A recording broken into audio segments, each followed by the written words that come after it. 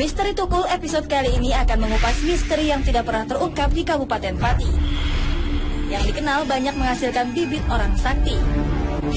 Berlatar belakang dari anggapan tersebut, tim Misteri Tukul mencoba peruntungan untuk mengupas misteri yang terdapat di kabupaten ini.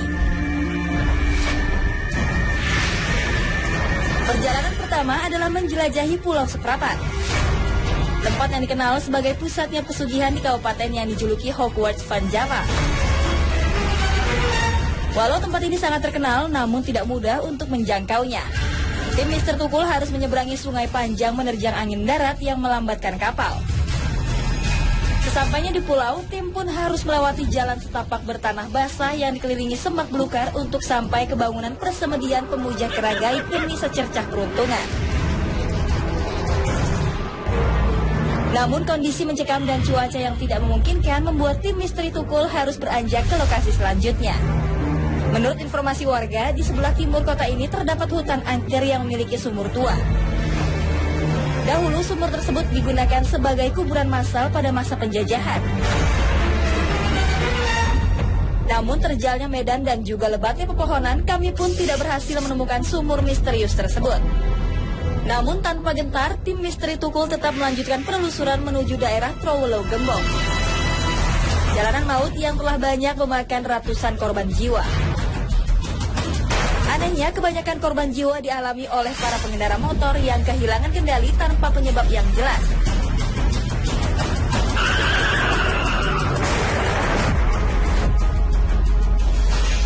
Menurut kacamata spiritual, kecelakaan tersebut terjadi karena gangguan dari makhluk dunia lain yang bersemayam pada pohon besar tua di pinggir jalanan maut ini. Beberapa tempat misterius pun berhasil kami temukan di area sekitar pohon ini, seperti tempat bersemayamnya hantu Belanda sampai makhluk tragis yang tidak berkepala.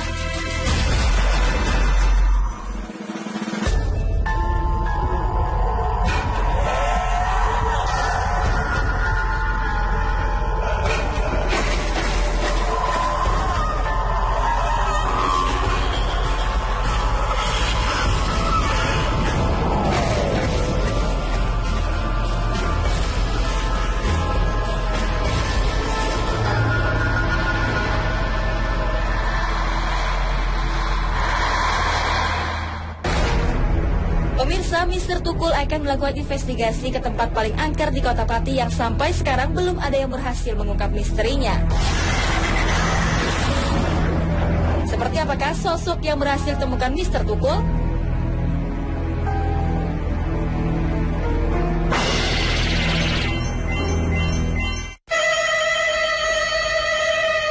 Waduh pemirsa, Mister Tukul pergi ke taman bermain ternyata.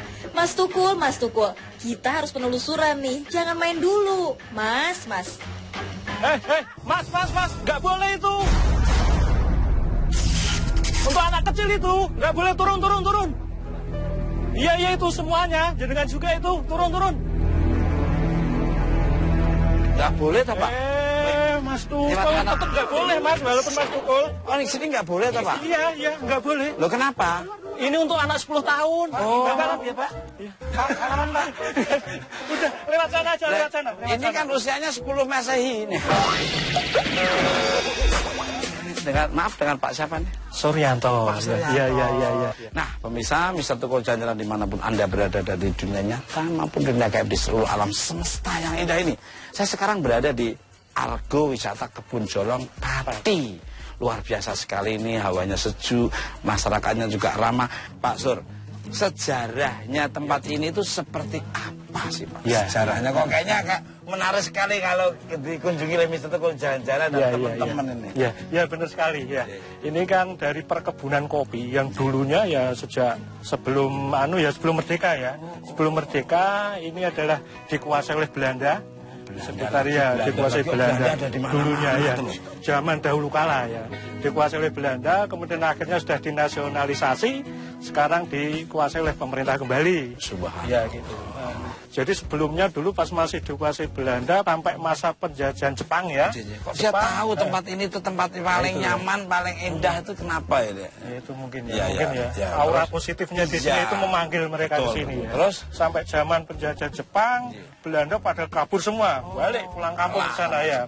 Pulang kampung masih ada satu Belanda yang dulu istilah jabatannya Sinder lah ya, Sinder Mister Belanda siapa ya. Van der Broek namanya. Van Van der der Broek apa Van der Broek gitu ya. Ya itu di sini masih tertinggal satu karena merasa mungkin ketakutan ya. Ketakutan dia lari gitu ya, lari. Kemudian ya warga sekitar sini sebenarnya tidak mau apa-apa, dia cuma ikut ngejar, dia ketakutan, naik pohon gitu misalnya. Ya, naik pohon, akhirnya malah dia saking takutnya tadi jatuh akhirnya, jatuh. Makamnya ada ini di sini. Saya terima kasih, nanti saya akan mengunjungi tempat yang tadi diceritakan itu Mr. Van den Boer itu. Iya. Dan saya juga akan mengeksplor tempat-tempat lain juga. Iya. Nah, ngomong-ngomong teman-teman saya tadi mana Pak Surya? Saya juga nggak tahu, mungkin lari tadi, suruh keluar terus akhirnya lari. Ini teman-teman kebiasaan ini. Kalau sama pergi mas saya, kalau sudah target kepegang, dia menyelamatkan diri. Namanya SDM, selamatkan diri masing-masing. Seperti apa energi nanti akan terlihat oleh teman-teman saya dan tim Mr. Tukul Jalan-Jalan ke tempat-tempat yang sangat indah. Ikuti terus, Mr. Tukul Jalan-Jalan.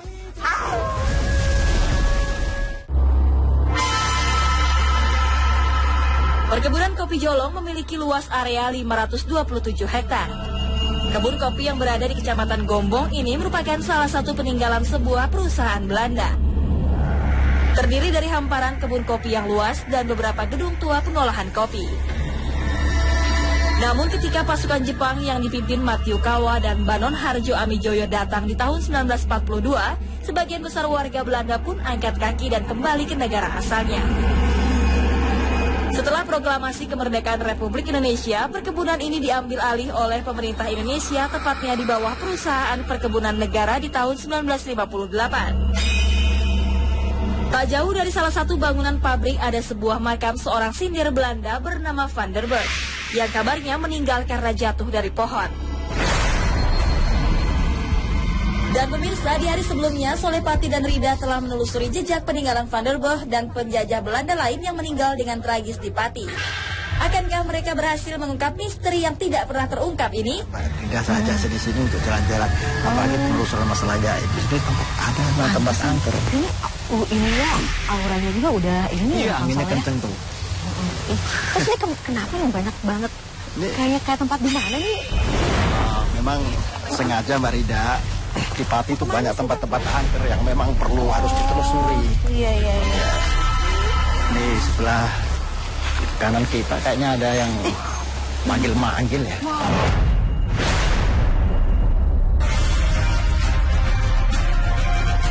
Dekat Mbak Rida, dekat Mbak Rida.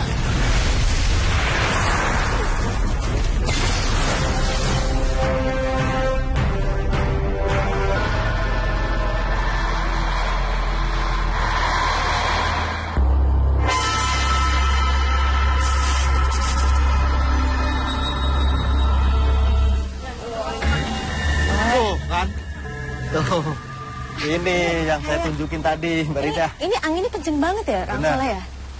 Ini sepertinya ada sesuatu yang memang datang. Oh, pantasan. Tuh kan, tadi kan ada ayam gitu kan. Ternyata ketika kita sampai lokasi yang rumah, ini kayaknya rumah Belanda. Oh, ini rumah Belanda? Rumah Belanda. Wow. Oh, luar biasa ya, Kang Soleh ya? Wah, bangunannya udah lama banget ya. Auranya juga lumayan juga nih energinya di sini. Assalamualaikum. Salam. Waalaikumsalam, Pak. Bapak Jiran. Bapak Tiran. Oh, ini Mbak Rida, teman Iya, saya. selamat malam, Pak Jiran. Iya. Nah, ini Pak nih, saya tadi lagi jalan-jalan nih sama Kang Soleh. Nah, tiba-tiba saya ketemu ini nih Pak nih, seperti bangunan rumah Belanda ya, Pak ya. Ini sebetulnya dulunya apa sih, Pak? Dulunya ini memang tinggalan Belanda. Oh, memang Udah ditinggal. lama, Pak. Udah lama. Tahun berapa sih? Sekitar tahun 23. Oh, 1923. 23, hampir satu abad ya. Iya. Hampir satu abad. Pernah kejadian apa aja yang di sini? Kalau yang kita tahu itu di sini tuh ada ularnya yang besar. Yang besar ularnya. Oh, ada penampakan sesosok ular yang pernah dilihat oleh warga sekitar sini ya Pak ya? Oh, itu untuk kapan Pak? Pada malam hari atau kapan itu? menurut kesaksian warga setempat? Menurut warga itu ada malam hari. Malam hari, berarti jenis ularnya ular goib ya Pak ya? Iya, goib. Jadi kalau siang hari enggak. Selain ular, penampakan apa yang terjadi di sini? Di sini. Kita pernah Lihat lihat warga gitu. Mungkin Bapak juga pernah melihat sendiri. Ya, di sini tuh memang ada itu ya, yang namanya apa? Tuyul. Iya, segini-segini. Yang Bapak lihat sendiri. merah-merah mata itu. Merah. Yang agak apa? Rambutnya merah-merah pakai kuncung. Apa itu? Itu ya apa itu? Iya. Sejenis siluman kali ya Kang Soleh ya? Pak Diran, ini mohon maaf, saya boleh masuk itu untuk penelusuran. Iya, silakan Pak, masuk. Terima kasih. Mbak. Iya, terima kasih Bapak. Iya, Pak. Assalamualaikum. Salam Pak. Ya, silakan masuk.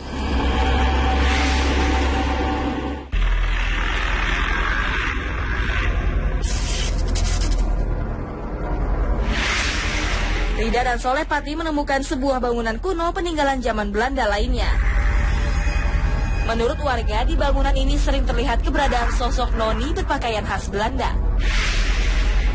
Banyak yang cerita bahwa di dalam rumah kuno ini ada penampakan yaitu noni-noni Belanda. Sering menangis karena kesakitan. Itu ceritanya dari masyarakat sekitar. Ada juga yang menyampaikan di sini ada ular besar katanya. Itu dari masyarakat sekitar.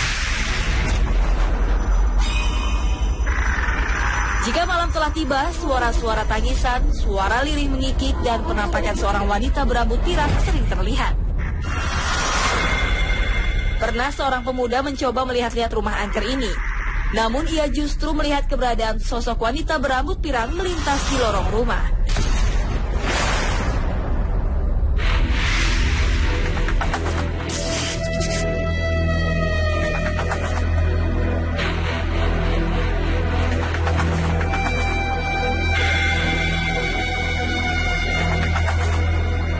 Di sini saya menangkap energi suatu kejadian yang diserap oleh alam ya, yang dia berikan oleh alam, suatu kejadian kejadian luar biasa saya kira gitu.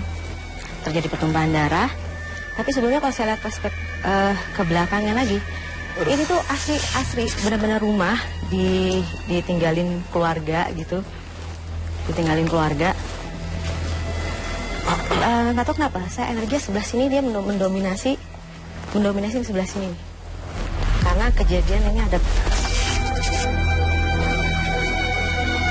Nah, persis saya lihat ada orang masuk dari arah sana dan ini posisi seorang perempuannya tergeletak di sini. Mbak Rida, saya juga ngerasa ada sosok noni ya. Ya ini. Belanda, ya ya. Terusan ya. Tadi beliau ada di situ seperti melihat dan langsung jalan. Saya lihat tembus ini pemecah, tembus tembok gitu.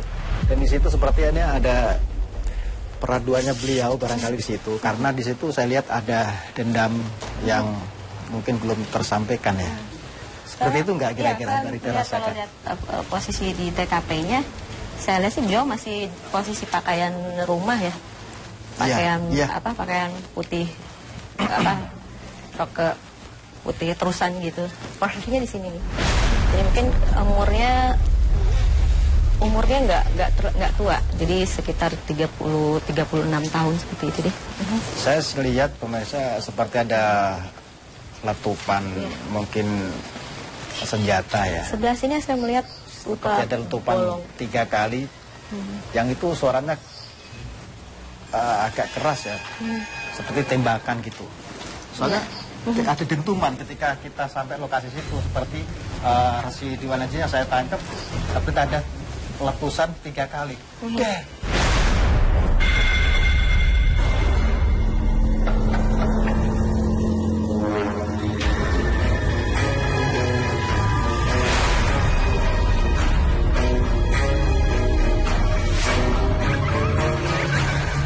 Jadi pada waktu itu suasana malam hari, saya lihat suasana malam hari karena gelap, jadi ada beberapa orang sepertinya ini ya, soalnya kalau saya lihat seperti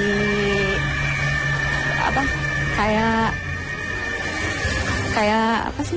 Kayak tentara pejuang gitu sih, seperti pergerakan gitu ya. Jadi saya melihat di sini 5 orang dari sini, arah sini 5 orang, dari arah sini 6 orang. Nah, posisi di sini yang membuka pintu si bapak. Jadi sempat terjadi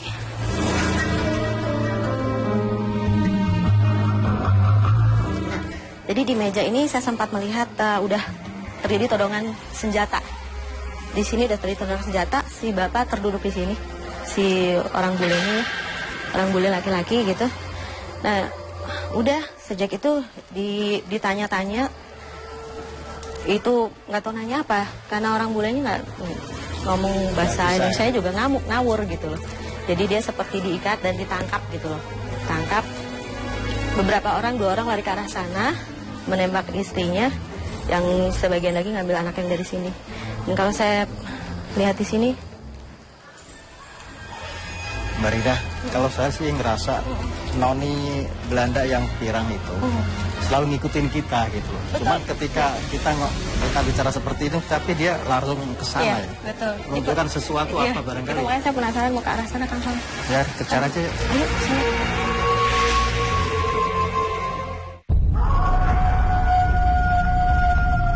Nah, di sini nih Kang Soleh. Lari di sini ya. Iya. Kalau saya dari waktu pertama kali saya sempat sekelebat, saya melihat posisi beliau di sini sih.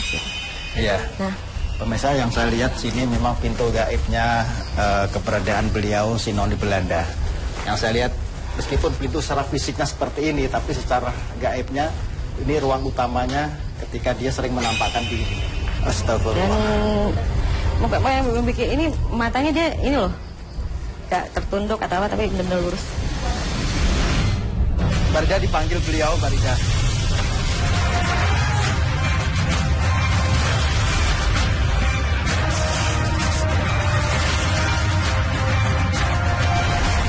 Dekat Barida, Barida dekat Barida.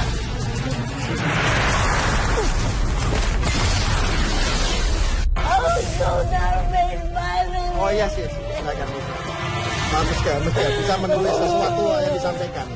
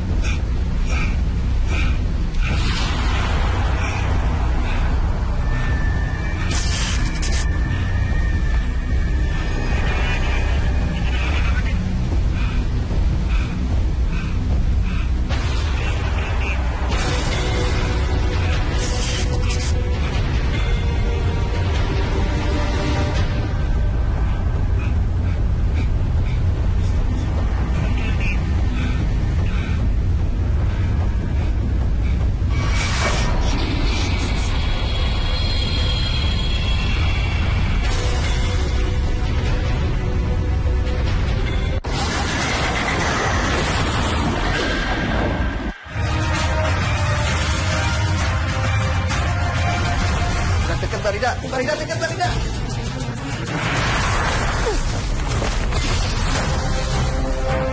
Pemirsa, tiba-tiba saja Rida menabrakkan dirinya ke tembok. Dari gaya bicara dan sikapnya, sepertinya ia telah dirasuki sosok wanita Belanda. Bisa? Anda lahir di sini, di Pati, ya? Bisa ceritakan. Spidol boleh. Boleh ditulis ini? Maaf, udah tulis ini, bisa? Namanya siapa? Tulis. Namanya?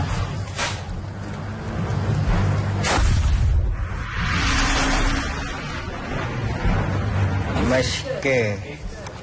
Umur berapa tahun umurnya? Baru saja menanyakan umurnya, sosok bernama Maiske ini berlari kencang menuju kamar lainnya. Ada apa sebenarnya? Udah. Tenang. Kenapa Anda menangis? Kenapa? Gak apa-apa. Kenapa Anda menangis? Apa yang terjadi? Apa yang terjadi? Udah tenang aja, tenang dulu. Ya, oke. Oke, ceritakan ke pemirsa yang pernah terjadi seperti apa. Anda dibunuh, saya nggak bisa cerita banyak. Ya, Memar. Suami. Orang tua Anda atau suami?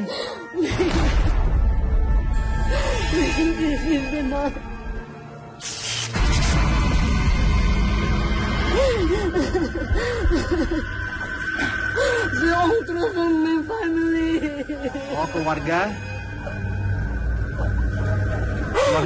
Keluarganya kenapa?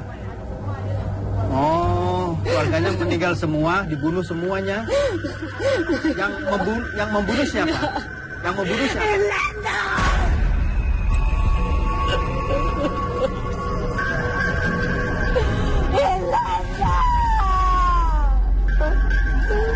Apa maksudnya? Orang itu. Berapa orang? Orang terbunuh berapa? My dokter. Selesai.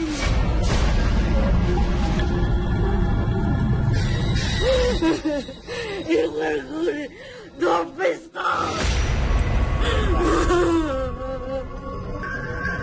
Berapa kali ditembak Anda?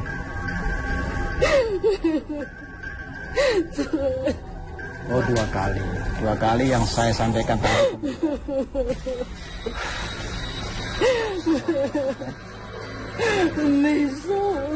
Kenapa?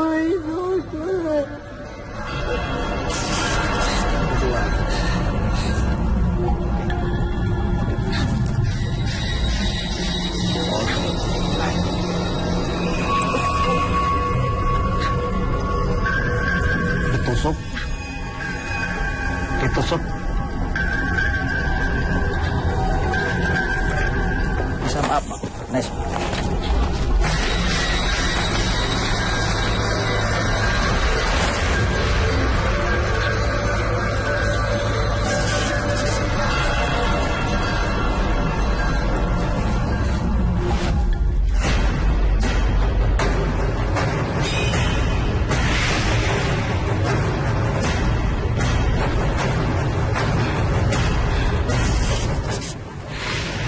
Tahun berapa Anda ditembak?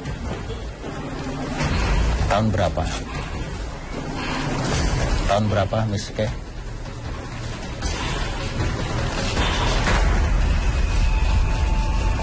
1921.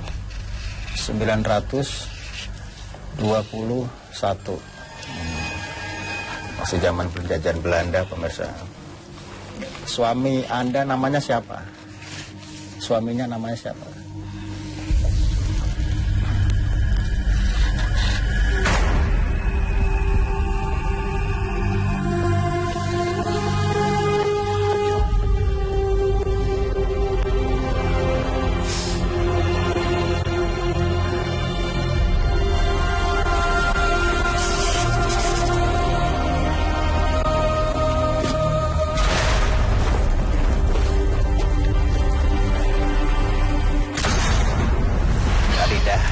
Yang kedua kali loh kesurupan gini di Belanda mulu, total lagi.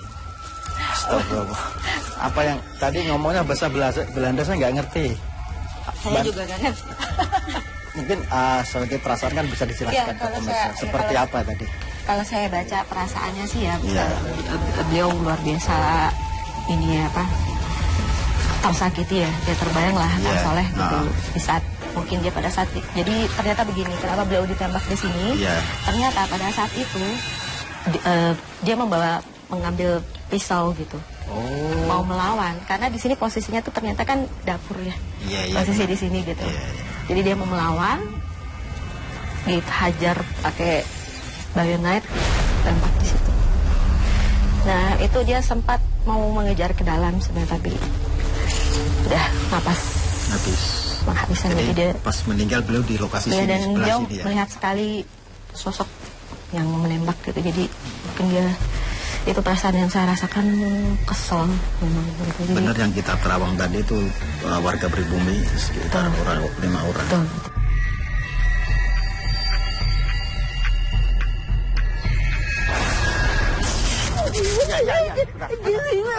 Wah pemirsa, tiba-tiba saja Rida yang baru saja siuman kembali dirasuki sosok Belanda.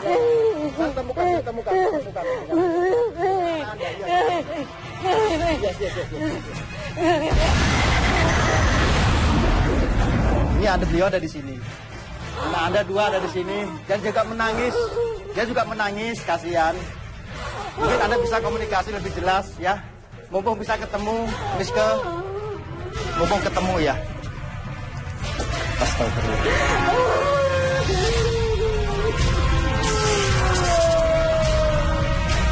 Bisa dipeluk. Ini anak-anak di sini bisa dipeluk atau mau digendong. No. Yes. Kenapa Anda nggak mau memeluk? Kertas tadi mana? Kertas.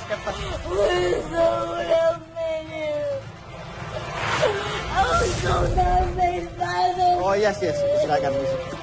Maaf Miske bisa menulis sesuatu yang disampaikan.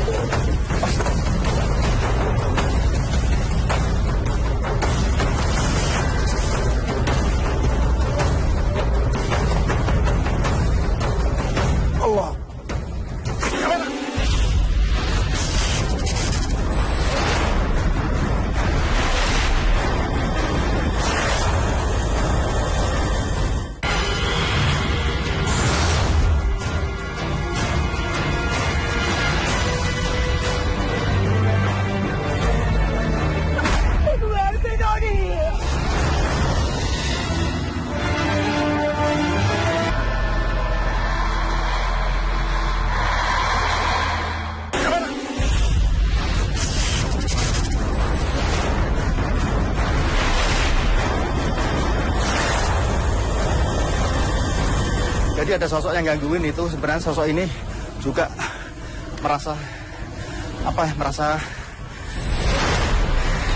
mempunyai kekasih.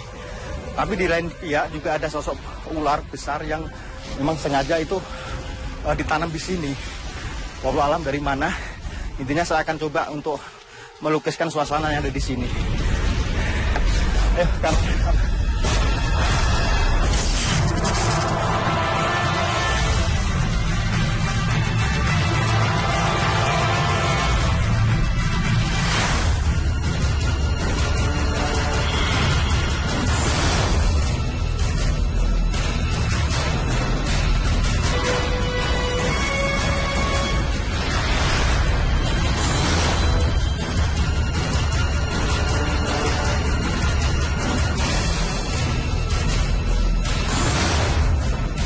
Saat Solepati sedang melukis, ada energi lain yang berusaha menarik Rida dari tempat ini. Apakah ada hubungannya dengan Cinder van der Burg?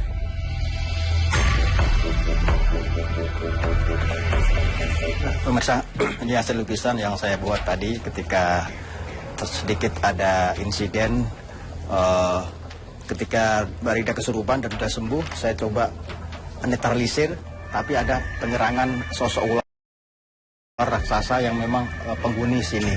Memang ular itu tidak ada hubungannya, ini sosoknya seperti ini, tidak ada hubungannya dengan sosok Miske Belanda dan 2 anaknya. Ini Miske Belanda ini, saya melihat beliau ditembak di kening dan satunya di dada. Der ke atas dan satu ke dadanya. Ini sosoknya beliau seperti ini.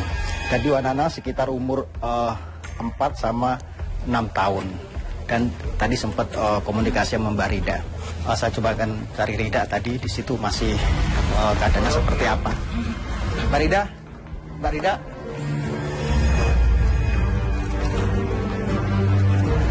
Mbak Rida, Mbak Rida, mana ini orang? Mbak Rida, nggak ada. Astaga, mana ya? Wah, kayaknya nih ada yang nggak beres nih, Mbak. Mama Mbak Rida ini. Mungkin kayaknya bahaya nih, terjadi sesuatu ini kayaknya nih. Weh, tetap akan saya cari Mbak Ida.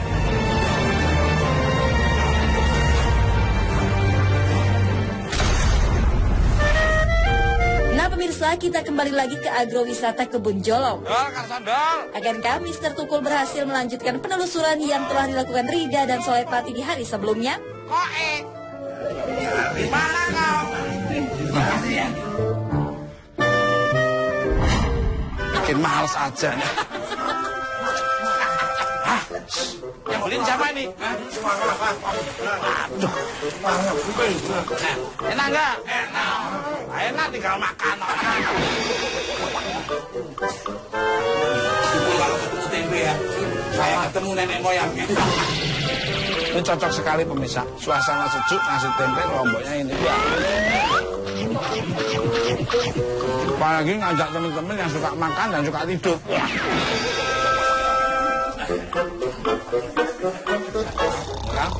Ya, baru diomongin. Ya, tak doakan mudah-mudahan bisa tidur selamanya.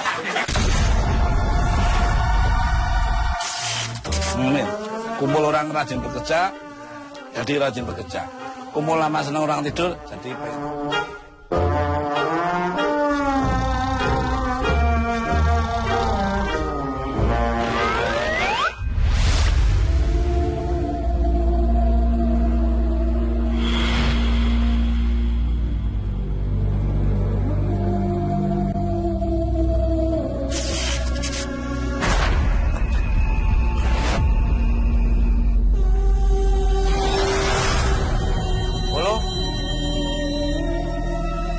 Harsana, Da, Polo, Eka, Tat.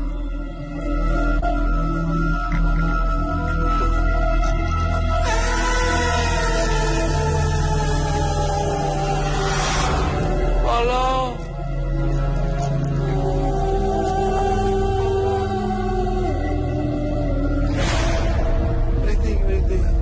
Itu berarti bener. Anda, halo, halo, halo.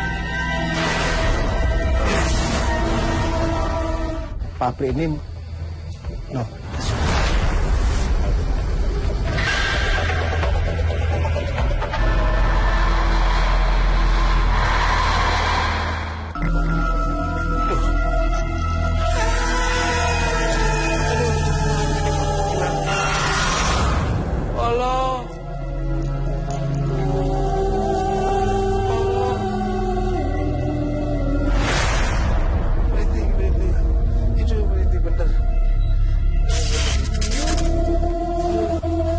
Anda, halo, halo, halo.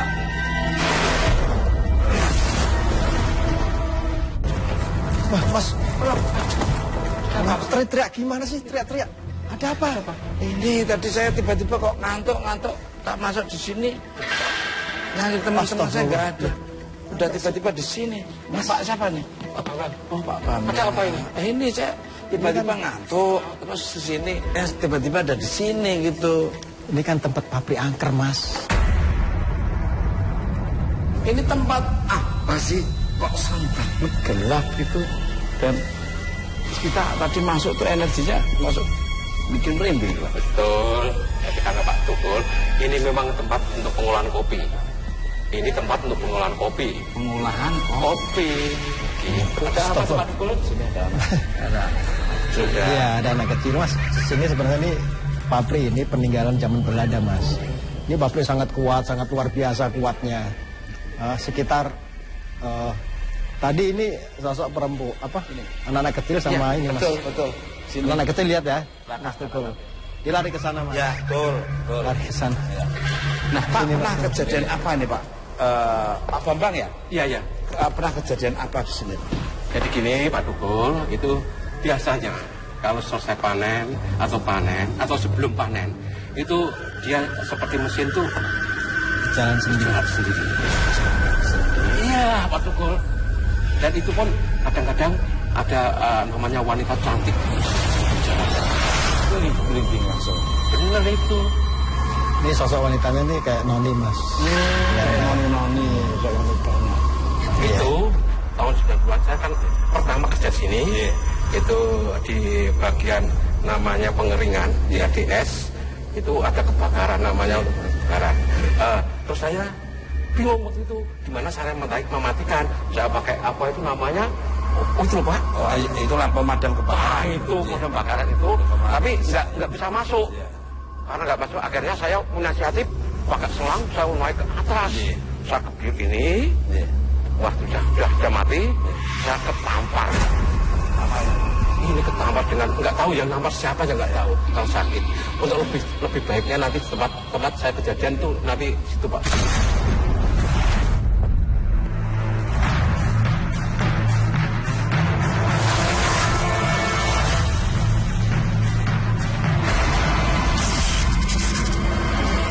Ada bunyi itu apa Kang Soleh? Ini saya lihat sih cuma rambut aja ya, rambutnya pirang gitu. Tahu-tahu menghilang ke atas. Perempuan saya lihat Pak. Bener sering ada yang naik. Betul perempuan. Kenapa Pak Bambang beliaunya kok nampar Bapak? Ini waktu itu memang waktu panen di sini Pak betul. Sini. Ini ada kopinya, ini kopi nih. Ini pengerahan kopi. Kerang kopi dengan ini api masuk sini. Setelah satu gas, ini kebakaran, asap semua. Kalau pada pemadam nggak bisa Pak Dukun. Akhirnya saya pakai selang sana, air, saya naik ke atas. Lalu sana, saya hidup itu. Akhirnya, seakan-akan saya tumpah, wah gitu Pak Dukun. Saya masa sakit jatuh, nggak jatuh pun, tapi rasanya aja. Wah, itu beberapa hari saya besar sekali. Namun demikian ada yang nambani, yang apa ya? Nambani apa ya? Ini pemirsa kalau nggak tahu namanya itu menyembuhkan lah itu. Menyembuhkan, akhirnya katanya itu kena tamparan yang membusi. Saya tanya sama Kang Sulepati. Kalau kejadian seperti itu kenapa ini? Apa ada kesalahan di Pak Bambangnya atau mungkin merasa terganggu dia dengan kehadiran Pak Bambang untuk memberikan air ini kalau saya lihat pabrik ini kan udah hampir 1 abad lebih mas. Dan juga di sini memang ini lereng Gunung Muria, katakan Gunung Muria ini memang sangat angker. Ini lerengnya termasuk? Iya lereng. Gunung Muria ada di situ saya lihat. Ini sangat angker. Ketika Sunan Muria juga membersihkan gaib-gaib yang ada di sini. Jadi masih ada lokasinya yang dibersihkan ketika Sunan Muria bekerja keras untuk menumbuhkan gaib-gaib yang jahat atau yang negatif.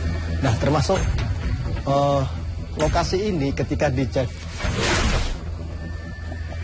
yang tidak ada sosok di sana. Iya. Nah ketika pabrik ini dibuat mas, saya lihat di situ di daerah kurang lebih 100 meter dari sini atau 50 meter ya, itu ditanam sesuatu untuk menjadikan pabrik ini